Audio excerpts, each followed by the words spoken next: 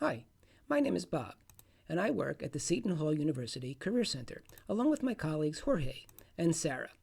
And we would like to welcome you to Seton Hall University, the class of 2024. Now, 2024 seems like a long way off, especially as a freshman entering in the fall of 2020. However, one thing we can probably agree on is in 2024, we would like to be starting our careers in the areas that are of interest to us. Of course, it takes good preparation to achieve your early career goals through internships and skill building activities. A critical time for you is the summer between your junior and senior year. This is the time for you to have that good experience that will set you up for your job search. Unfortunately, these junior internships are quite competitive. This is why it is good to start early and take on roles that will help you build skills to be as competitive as you can be. And you'll have many opportunities to do that. You'll have your other semesters of your junior year, the fall and the spring. You'll have your sophomore, fall, spring, and summer. And you'll even have the summer after your freshman year. Now, this is all good to know now, but really, what should you be doing at this point? For freshmen, we are really recommending three things. One is to attend events. In the fall, you'll see many employers typically who come to campus. This semester, it might be more virtual, but in a sense, companies come on campus through career fairs, networking events, club activities, and this is probably the most important thing you can do in your entering as a freshman, because this is where you'll get to meet important people and also meet upperclassmen. Joining clubs is also a critically important thing you can do. The clubs are really they play such an important role in getting employers and alumni to come on campus, and it will be a great value to you if you join these clubs. And the other thing is you could make appointments with us in the Career Center. We're here for you. You may not need to do this like immediately, but certainly sometime in your freshman year, maybe the middle of your fall semester or certainly in your spring, you should come by and we should be working on, how to prepare your plan for your 4 years. Now, when I say go to these networking events, what should you be talking about? How do you have these conversations? Well, basically, you should be talking about you. You already are coming to Seton Hall with experience. Some of you have had summer jobs. You may have worked in retail, or you've worked in restaurants, or you've been lifeguards, or golf caddies, or babysitters, or you mowed lawns. And all of these things are actually pretty important experiences. What you could be talking about, let's say, let's start out with something simple like a waiter position or a waitress position. So in those roles, you are picking up experience making customers happy.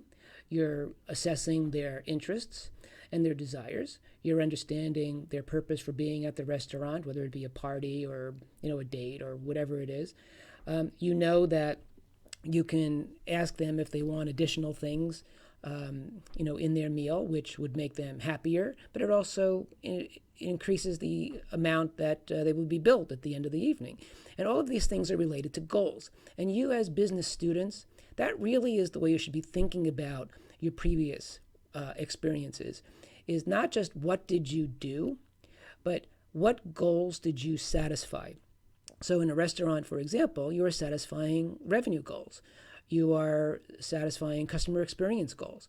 If you're a lifeguard and you're dealing with the rules of the pool, you're dealing with compliance goals, which are critical. It helps keep the pool in business, because they can be shut down if they're not meeting certain requirements.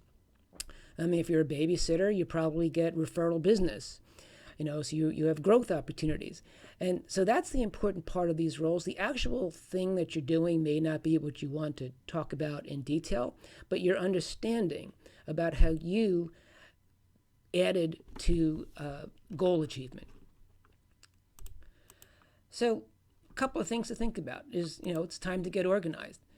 Applying for jobs is not the same as applying to college. So really what you should be thinking about is how do you create value? How do you make a difference?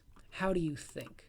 Right? Your professional resume is not a history lesson, it's more of a selling document that shows how you create results and how you bring value to the organization that you're a part of. In the meantime, you should probably be thinking about collecting all of your experiences from high school and your part-time jobs, and really think about how you added value in those opportunities. And over time, we'll be working with you to build a strong resume.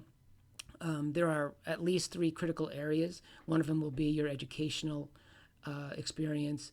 One will be these part-time jobs and work experiences that you'll continue to build upon. And you'll also be building skills. Now, skills are an example of that would be, working on Excel or PowerPoint. It could be, anything in the technical arena. All of you are going to be taking accounting classes, so you'll all know pretty soon how to read balance sheets and how to do cash flow analysis and things like that. So start to think about these three areas. You may have more than these. You may have volunteer experiences or club activities or things along those lines.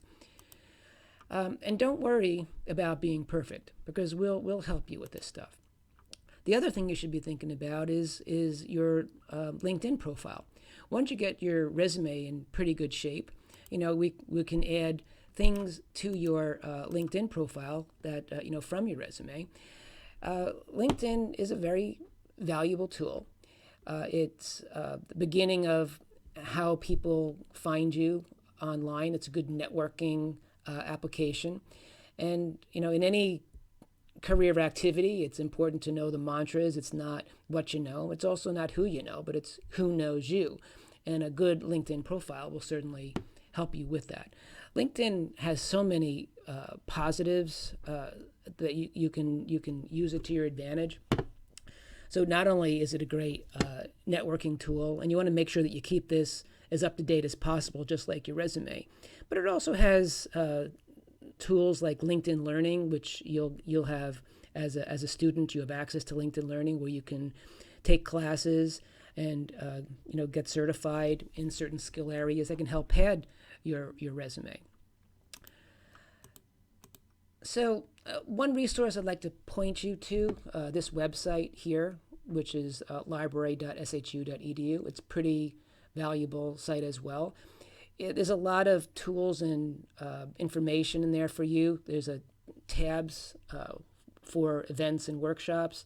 There's one for Explore Careers. I think that's probably the first one you should be thinking about as an incoming freshman. There's some great videos in there about people in specific careers and what they like about it, and how they got their jobs.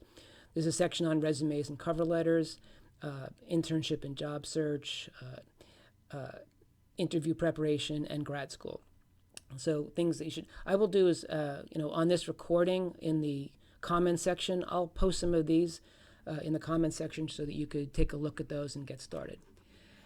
So from this point, we've covered a lot. It's probably more than you needed at this point. Please feel free to contact us with questions and certainly set up time to meet with us.